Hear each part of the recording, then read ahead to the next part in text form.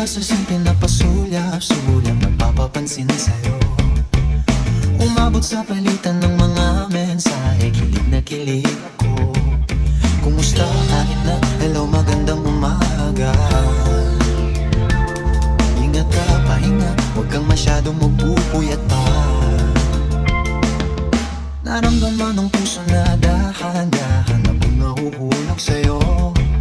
Sa kada araw natin na pag-uusap, meron nang namumuo. Ngunit di ko na alam kung anong patutunguhan.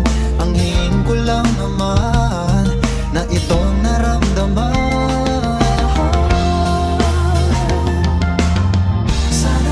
Sana naman ay mapagbigyan ka na at na mapakinggan ang tibok ng puso kung sa'yo alam. Naramdaman ng tunay na kaligayahan.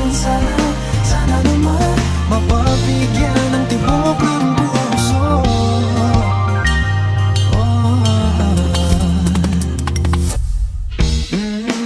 Ngunit biglang katahimikan, wala namang matandaan na nasabi baka sakaling ika'y aking nasaktan. Bigla na lamang